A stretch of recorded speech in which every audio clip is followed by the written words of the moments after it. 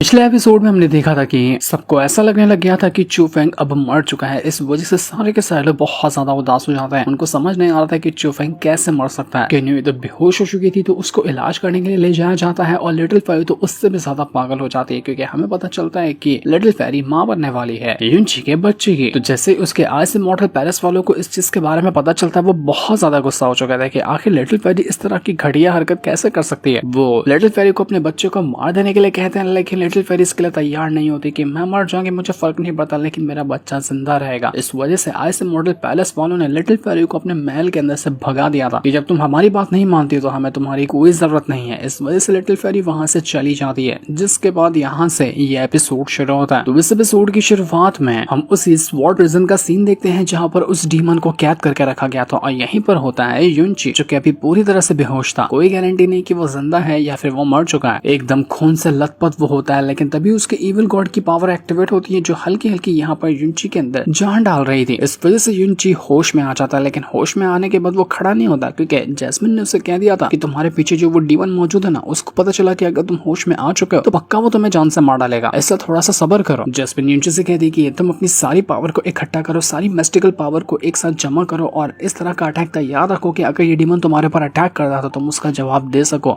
वरना ये तुम्हारी जान ले लेगा अगर उसको पता चला कि तुम जिंदा हो। तो युनची वापस से अपने इविल गॉड की पावर को इकट्ठा करना शुरू कर देता ताकि वो यहाँ से भाग सके और उस डीमन से मुकाबला कर सके। दूसरी तरफ हम उस मास्टर की वाइफ को देख पाते हैं जो कि लिटिल फेरी के ऊपर नजर मारता था। वो बहुत ज्यादा खुश होती कि चलो बहुत मजा आया कि आगे ये लिटिल फेरी भागी हमारे आइस इमॉर्टल पैलेस से। अगर वो नहीं गई होती ना तो मेरा हाथ काफी था उसको यहाँ से धक्के मारकर भगाने के लिए। तो दूसरा वहाँ पर मास्टर मौजूद था जो उससे कहने लग गया था कि देखो ये लिटिल फेरी यहाँ से चली तो गई है लेकिन उसकी पावर नहीं गई है, उसके पास उसकी सारी पावर मौजूद है। तो अगर तुम कुछ भी उंगली करने की उसको कोशिश करती ना तो वो तुम्हारी जान ले लेती क्योंकि तुम्हारी और उसकी पावर में आसमान जमीन का फर्क है। तो वो कहने लग जाती है कि तो इसका मतलब कि हम लिटिल फेरी को ऐसे ही जाने देंगे, हमें इतना अच्छा मौका मिला कि वो आइस इमॉर्टल पैलेस से बाहर निकली है तो मौका देखकर उसकी जान ले लेते हैं ना। लेकिन वो मास्टर कहता है कि रुक जाओ, जैसा मैं कहता हूँ तुम्हें वैसा करना है, अभी कोई गलत कदम मत उठाना। इसके बाद युनची जो था वो तुरंत अपनी सारी पावर को इकट्ठा करता है और एकदम स्पीड के साथ वो फुल रफ्तार में वहां से भागने की कोशिश करता है। पर अफसोस की इस पूरी जगह के ऊपर उस डीमन ने ना पावर से एक बैरियर क्रिएट करके रखा हुआ था जिस वजह से युनची वहीं से बैरियर से टकराता है और जमीन पे जा गिरता है। तो ये देखकर वो डीमन खूब मजाक उड़ाता है युनची का कि मजा आ गया, मुझे तो लगा था कि तू टपक गया होगा लेकिन तेरे अंदर तो अभी भी जान बाकी है, पर जान बाकी है तो भी तो क्या ही उखाड़ लिया, तो यहीं पर वापस आकर फंस गया। तुझे पता है तो हमेशा के लिए यहाँ पर कैद हो चुका है, कितना भी कोशिश क्यों ना कर ले, जैसे मैं यहाँ पर सड़ रहा हूँ तू भी सड़ेगा यहीं पे। तो युनची कहते हैं कि तेरे से तड़प तड़प कर मैं मरने वालों में से बिल्कुल भी नहीं हूँ, देख तेरे आंखों के सामने मैं यहाँ से बाहर निकल कर दिखाऊंगा। युनची वापस से अपनी पावर को एक्टिवेट करता है और किसी भी तरह से वो यहाँ से बाहर निकलने की कोशिश कर रहा था। वो अपना एक पर्पल विन हेवनली क्रिस्टल को समन कर लेता है जिसके जरिए वो यहाँ से बाहर निकलने का रास्ता बना रहा था। वो उस क्रिस्टल की पावर को पूरी तरह से अपने शरीर के साथ मर्ज कर लेता है जिस वजह से उसकी जो शरीर में ताकत जो कम हो रही थी वो वापस से इकट्ठा होने लग जाती है और वो पहले से काफी ज्यादा स्ट्रॉन्ग लगने लग गया था। वो डीमन देखकर हैरान हो जाते है कि ये क्या कर रहा है, तो लेकिन तू कुछ भी कोशिश क्यों ना कर ले क्योंकि इस स्वॉर्ड प्रिजन के अंदर आने का सिर्फ एक ही रास्ता है, यहाँ से बाहर जाने का कोई रास्ता नहीं है। तो तू यहाँ से बाहर नहीं जा पाएगा चाहे कितना भी तड़प तड़प कर तू मर जा। मानता हूँ कि तू यहाँ पर होश में आ चुका है लेकिन तुझे पता है कि इस स्वॉर्ड प्रिजन का दरवाजा 20 साल में सिर्फ एक बार खुलता है और मुझे नहीं लगता कि अगले 20 साल तक के तू जिंदा रह पाएगा यहाँ पर। वो तो मैं ही इंसान हूँ जो कि यहाँ पर जिंदा रह जाता हूँ 20-20 सालों के लिए। तो युनची कहता है कि मुझे 20 साल का इंतजार करने की कोई जरूरत नहीं है, अगर मैं यहाँ पर तुझे जान से मार डालू ना तो ऑटोमेटिक ये स्वॉर्ड प्रिजन जो है वो ओपन हो जाएगा और उसके बाद मैं आराम से यहाँ से भाग जाऊंगा। तो बेटा मैंने तेरी फील्डिंग सेट कर दी है, अब मैं तुझे ही यहाँ पर मारने वाला हूँ। तो ये सुनकर वो डीमन वापस युनची का मजाक उड़ाने लग जाता है। वो कहता है कि तुझे पता है करीब 100 साल से मैं अकेला यहाँ पर तड़प रहा था, कुछ समझ में नहीं आ रहा था कि क्या करूँ क्या नहीं करूँ, लेकिन आज मुझे यहाँ पर खेलने के लिए खिलौना मिला है। तुझे पता है तेरी औकात मेरे सामने सिर्फ एक खिलौने की है जिसके साथ मैं जी भर के खेलूंगा और मन भर जाएगा तो उसको तोड़ दूंगा। जैस्मिन यहाँ पर युनची से कहने लग जाती कि युनची पागल तो नहीं हो गया ना, तुम्हें पता है इस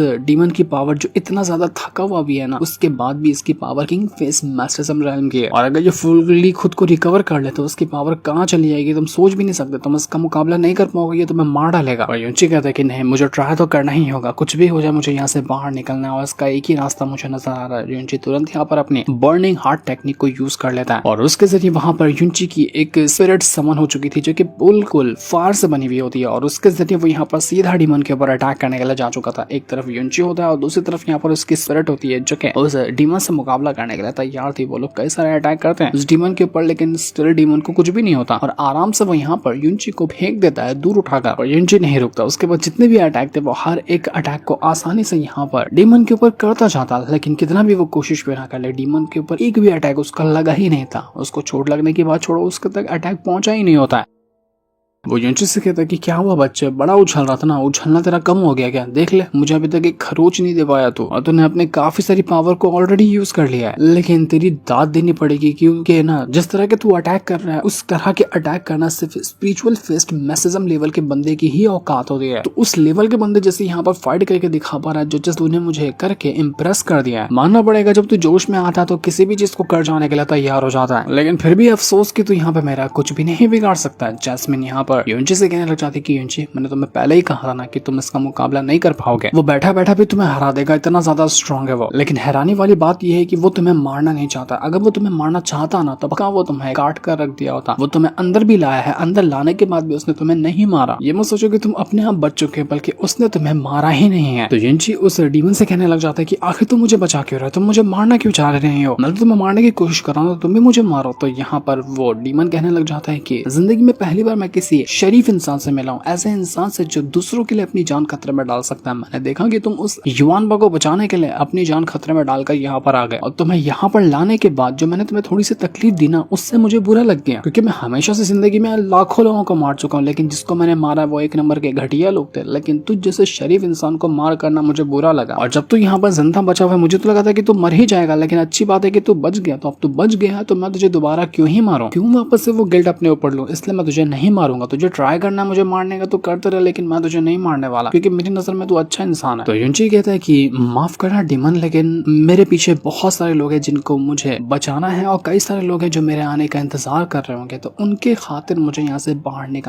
निकलने का एक ही रास्ता है कि मैं तेरी जान लूं। तो डीमन कहने लग जाता है कि मुझे मारना है ना, तो ठीक है, एक काम कर, तू हेवन फेस्ट मैसेजम लेवल को ब्रेक थ्रू करके आ। अगर तू वो ब्रेक थ्रू कर लेता है ना, तो उसके बाद ही तू मुझे मार पाएगा। उसके बगैर तेरा 1% भी चांस नहीं है कि तू मुझे मार सके। तो यूनिची कहता है कि मुझे जरूरत नहीं है हेवन फेस्ट मैसेजम की, मैं अर्थ फेस्ट मैसेजम लेवल को भी अचीव करूँ ना, उसके बाद में तुझे मार सकता हूं। तभी यूनिची के पेट में गुड़गुड़ होने लग जाता है, क्योंकि उसको बहुत ज्यादा भूख लगी थी। काफी टाइम से वो कुछ खाया नहीं था, क्योंकि करीब 8 दिन से वो यहीं पे पड़ा हुआ था बेहोश। तो ये देखने के बाद डीमन उसका खूब मजाक भी उड़ाता है, कहने लग जाते कि जरा देखो तो खुद के पेट में चूहे दौड़ रहे हैं और बड़ा आया मुझे मारने वाला। मैंने तुझे पहले कहा था कि तू यहाँ पर सर्वाइव नहीं कर पाएगा, क्योंकि यहाँ पर खाने के लिए कुछ है ही नहीं। वो तो मैं ही सर्वाइव कर रहा हूँ यहाँ पर, तू तो अभी 1-2 दिन के अंदर ही खत्म हो जाएगा। तो अर्थ फेस्ट मैसेजम लेवल को ब्रेक थ्रू करने से पहले कुछ खाने पीने का बंदोबस्त कर ले, क्योंकि यहाँ पे ना खाना है ना पानी है, कुछ भी नहीं मिलने वाला तुझे यहाँ पर। तो यूनिची यहाँ पर अपना पूरा पोटली बाहर निकाल लेता, सारे पिल्स वगैरह को, सारे हर्ब्स वगैरह को, जो दिखता वो उसको सर्च मारा था कि कुछ तो खाने पीने को मिल जाए। भूख बहुत ज्यादा लगी थी उसको, लेकिन ना कोई पिल बची थी ना कोई हर्ब बचा था जिसको खाकर वो अपनी भूख मिटा सकता है। यूनिची कहता है कि लग गए मेरे, मैं तो लगता है कि भूख से मर जाऊंगा, ये डीमन मुझे नहीं मारेगा, लेकिन मैं खुद ही मर जाने वाला हूँ। जैस्मिन यूनिची से कहने लग जाती कि तुम तो बड़े यहाँ पर अपने आप को ये कर रहे हो, तो मैं याद नहीं है क्या आज से मॉडल पैलेस वाली उस लड़की को तुमने क्या दिया था? अपने सारे के सारे हर्ब्स वगैरह उसको ही दे दिए थे, तो तुम्हारे पास क्या रहेगा? घंटा, और मरते रहो भूख से तुम। यूनिची कहता है कि भाग इसकी भैंस के टांग था कि मैं बुरा फंस गया, मैं ऐसे भूख से तो नहीं मर सकता, मैं क्या करूँ अब यहाँ पर, मुझे कुछ समझ में नहीं आ रहा। तो अब यहाँ पर जब यूनिची को कोई भी रास्ता नहीं मिलता ना, तो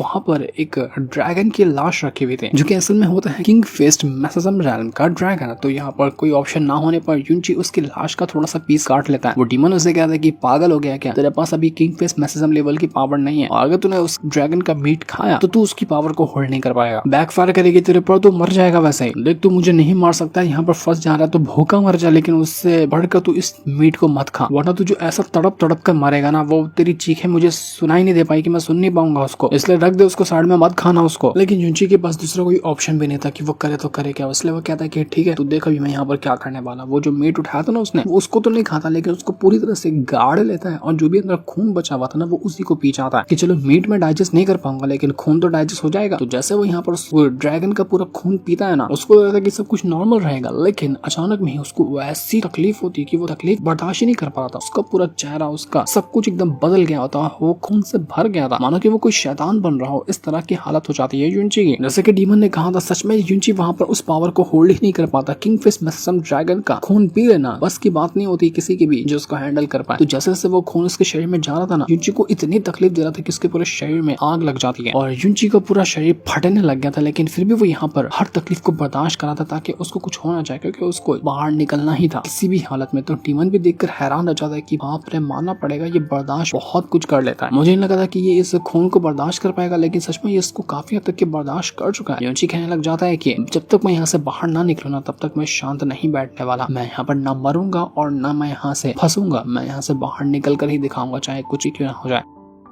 तो ये देखने के बाद वो डीमन कहने लग जाता है कि ठीक है, मैं भी देखता हूँ कि तू ये काम कैसे कर लेता है। लेकिन तभी यहाँ पर उस डीमन को नजर आता है कि जो भी खून अभी यहाँ पर ड्रैगन का युनची ने पिया था ना, वो युनची के शरीर में जाकर स्टेबल हो रहा है। मतलब जितनी तकलीफ देना था वो तकलीफ हो गई, लेकिन अब यहाँ पर युनची मारा नहीं बल्कि स्टेबल होने लग गई वो खून की पावर उसके शरीर के अंदर। और ये जैसे ही ये पावर स्टेबल होने लगती है युनची के शरीर में, तो वो एक अजीब सी पावर को एक्टिवेट कर पाता है, जो कि काफी ज्यादा मिस्टीरियस लग रही थी। और उस पावर का नाम था great way of Buddha art. जैसे बुद्धा कोई आर्ट होता है ना, उस तरह की पावर उसके अंदर एक नई पावर एक्टिवेट होने लग गई थी। जब ड्रैगन की पावर युनची की पावर के साथ मर्ज हुई, तो इस वजह से ये नई पावर का जन्म हुआ। और ये जो बुद्धा आर्ट होता है ना, ये किसी के भी शरीर को रिस्टोर करने में काम आता है। मतलब जब वो ड्रैगन की पावर और इविल किंग की पावर आपस में टकराई ना, तो उसने एक ऐसी पावर को क्रिएट किया जो कि किसी के भी शरीर को फिक्स कर सकती है। युनची को जितनी भी चोटें लगी थी, जितना उसको भूख प्यास लगी थी, तो उसको तो साइड ही कर दो, वो तो एक पल के अंदर ठीक हो गया था। लेकिन जितने भी कमजोरी आई थी युनची को, वो सब कुछ ठीक होने लग गया था। युनची रिकवर कर पा रहा था अपने आप को। शुरुआत में जितनी भी तकलीफ उसने झेली उस खून को पीने के बाद, वो सारी की सारी तकलीफ अब खत्म हो चुकी थी। और अब यहाँ पर युनची एक नई पावर को महसूस कर पा रहा था, जिस वजह से उसको बहुत अच्छा लग रहा होता है। वो उस पावर के अंदर पूरी तरह से घिर जाता है। उसको समझ नहीं आ रहा था कि आखिर उसके साथ हो क्या रहा है। और ये पावर यहाँ पर युनची को इतना ज्यादा पावर और प्रोवाइड कर देती है कि ऐसा लग रहा था कि बस वो अपना यहाँ पर ब्रेक थ्रू करने वाला है। युनची यहाँ पर भी नहीं रुकता। अभी तो पिछली बार उसने सिर्फ खून पिया था ड्रैगन का, अब वो उसका मीट भी खा जाता है कि अब मैं मीट को खाकर देखता हूँ कि इससे मुझे कितनी पावर मिलती है। उस खून ने तो मुझे काफी हद तक के स्ट्रॉन्ग बना दिया। अब यहाँ पर मीट की बारी। तो जैसे वो मीट खाता ना, वापस से उसको फिर से तकलीफ शुरू होने लग जाती है। वो वापस से तकलीफ को झेलता, क्योंकि उसको पता था कि अगर थोड़े टाइम तक वो तकलीफ को झेल लेना, तो वो पावर उसके शरीर में स्टेबल हो जाती है और उसके बाद वो उसकी पावर को इंक्रीज करती है। तो नजारा देखकर यहाँ पर डीमन की भी हालत खराब होने लग जाती है कि यार ये बंदा है कि क्या है, ये क्या कर रहा है, इसको तकलीफ से डर नहीं लगता क्या? ऐसा लग रहा है कि सच में ये मुझे मार डालेगा। ये इतना लो रैंक पे होने के बावजूद भी मुझसे लड़कर मुझे मार सका। ये इतना ज्यादा तकलीफ को बर्दाश्त करने वाला हिम्मत वाला बंदा है ये। तो इसी तरह से युनची अपनी कल्टीवेशन करने में लगा हुआ था। ड्रैगन की पावर को वो यूज करता है, उसके जरिए वो अपनी पावर को बढ़ा रहा था।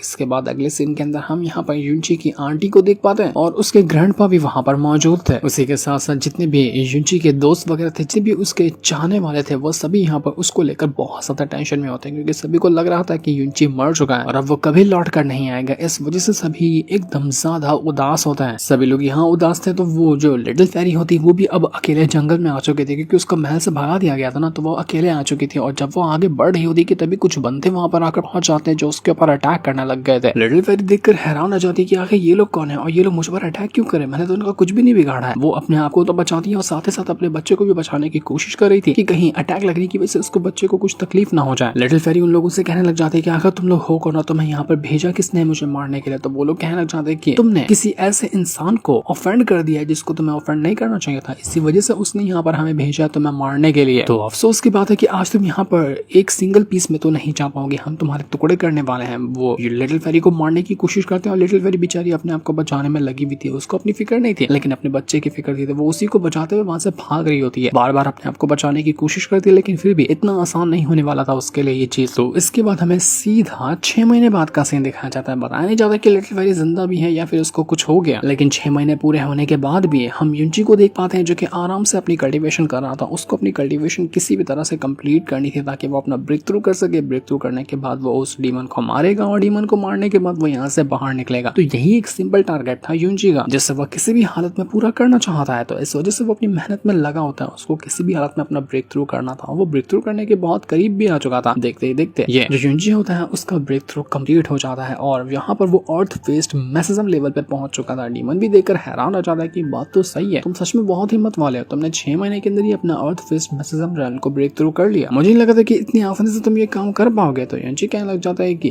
ठीक है, तुम अब यहाँ पर काम पूरा हो चुका है ना, तो तुम मरने के लिए तैयार हो जाओ। मैंने तुम्हें कहा था कि अर्थ बेस्ड मैसेजम लेवल पे होने के बावजूद भी मैं तुम्हारी जान ले सकता हूँ, तो मैं तुम्हारी जान लेने के लिए तैयार हूँ। युनची तुरंत चला जाता है उस डीमन के साथ फाइट करने के लिए। और अब डीमन और युनची के बीच में एक कमाल का बैटल शुरू हो चुका था, जहाँ पर युनची उस डीमन के ऊपर अटैक करता है तो डीमन भी यहाँ पर युनची के ऊपर अटैक करने में लगा हुआ था। दोनों एक दूसरे के ऊपर अटैक करते हैं, लेकिन इस बार यहाँ पर पर वो डीमन जो होता है वो थोड़ा सा कमजोर नजर आ रहा था, क्योंकि पिछली बार तो युनची उतना ज्यादा स्ट्रॉन्ग नहीं था, उसने ब्रेक थ्रू नहीं किया था उस डीमन से जब फाइट कर रहा था तो, लेकिन इस बार वो ब्रेक थ्रू कर चुका था। इस वजह से उसका उस डीमन के साथ फाइट करना उतना ज्यादा मुश्किल नहीं हो रहा होता है। इस वजह से जितने मौके मिलते हैं वो मौके का फायदा उठाते हुए उस डीमन को खूब मारता। तो ये देख कर यहाँ पर डीमन हैरान रह चुका था कि सच में ये बंदा तो भड़क चुका, कहीं सच में मेरी जान न ले, मेरी तो ऐसे ही हालत खराब हो रही है।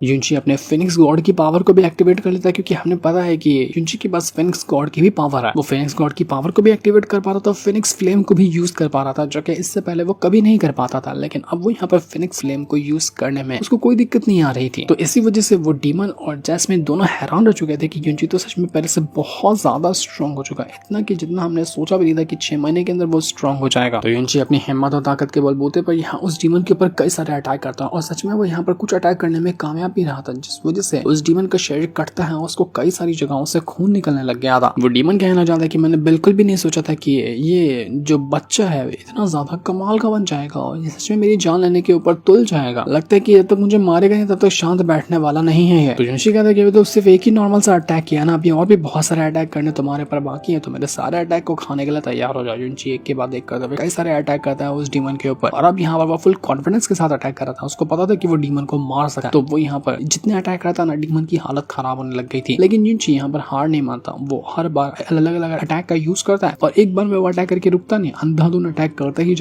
ही जाता, जिस वजह से वो डीमन अब यहाँ पर थोड़ा सा घबराने लग गया था। उसको समझ आ रहा था कि शायद वो ज्यादा टाइम तक युनची को नहीं रोक सका है। वो यहाँ पर युनची को अभी भी मारना नहीं चाह रहा था, वो सिर्फ युनची को रोकना चाह रहा था, क्योंकि वो बिल्कुल भी नहीं चाहता कि उसके हाथों से युनची की जान चली जाए। लेकिन मजबूरी में आकर उस डीमन को कुछ अटैक युनची के ऊपर करने पड़ते हैं, और जब एक भी अटैक वो डीमन युनची के ऊपर करता ना तो युनची की हालत खराब होने लग जाती है। तो युनची यहाँ पर जैस्मिन से कहते हैं कि आखिर ये जो डीमन है ना वो किस तरह की पावर को यूज करता है, क्योंकि मैं इतने सारे अटैक करता हूँ उसका उसके ऊपर उतना असर नहीं होता, लेकिन जब ये एक अटैक करता है तो मेरे अंदर से हालत खराब कर देता है। कौन सा आर्ट है, कौन सी तरह की पावर को वो यूज करता है। तो डीमन युनची से कहने लग जाते हैं कि अबे बच्चे तू अपने आप में क्यों बड़बड़ाता रहता है, हिम्मत हो तो मुझसे फाइट करना, मुझसे बात कर, तुझे क्या बात करनी है, मेरी पावर जानेगा तो मुझसे फाइट कर, तभी तुझे पता चलने वाला है कि मेरी पावर कैसी है। तो युनची कहता है कि तुमने मुझे देखा ही होगा ना कि शुरुआत में मैं कितना ज्यादा कमजोर था तुम्हारे सामने, लेकिन अब मैं तुम्हें अच्छे खासे टक्कर दे पा रहा हूँ, कई सारी जगहों पर मैंने तुम्हें चोट भी पहुंचाई है। तो ये मत समझना कि मैं तुम्हें मार नहीं सकता, थोड़ा सा और टाइम लगेगा लेकिन मैं तुझे मार ही डालूंगा, चाहे कुछ भी क्यों ना हो जाए। तो वो डीमन कहने लग जाता है कि सच में यार तो बहुत कमाल का बंदा, सच बता रहा हूँ तो बहुत ज्यादा इंटरेस्टिंग बंदा। तू जब से यहाँ पर आया ना मेरी बोरियत बिल्कुल खत्म हो गई है, मैं कितना अकेलापन महसूस करता था, कितना बोर फील करता था, लेकिन तू तो यहाँ पर मुझे फुल एंटरटेनमेंट देता है, मुझे किसी एंटरटेनमेंट की जरूरत नहीं, तुझसे बात करता हूँ, तेरी हरकत देखता हूँ तो मैं फुल एंटरटेन हो जाता हूँ, मजा आता है तेरे साथ। युनची कहना चाहता है कि मुझे सिर्फ 2 साल का और टाइम दे, 6 महीने में मैं तेरे सामने इतना स्ट्रॉन्ग बन चुका ना, तो 2 साल का और टाइम मुझे देना, उसके बाद देखना मैं तेरी कैसे जान लेता हूँ, 2 साल और मुझे यहाँ पर फंसे रहना पड़ेगा। तो डीमन कहता है कि अच्छा ऐसी बात है, जाती जा तुझे 2 साल का टाइम दिखा मुझे कि 2 साल के अंदर तू खुद को कितना स्ट्रॉन्ग बना सकता है, मैं इस चीज का इंतजार करूंगा। तो युनची कहता है कि चलो ठीक है, शर्त लग गई ना, तो 2 साल बाद वो मरेगा, अब तक 2 साल और जिंदा रह ले तू। इसके बाद युनची वापस से अपना कल्टीवेशन करने के लिए चला जाता ताकि खुद को और स्ट्रॉन्ग बना सके इन 2 सालों के अंदर, और उसके बाद वो यहाँ पर डीमन को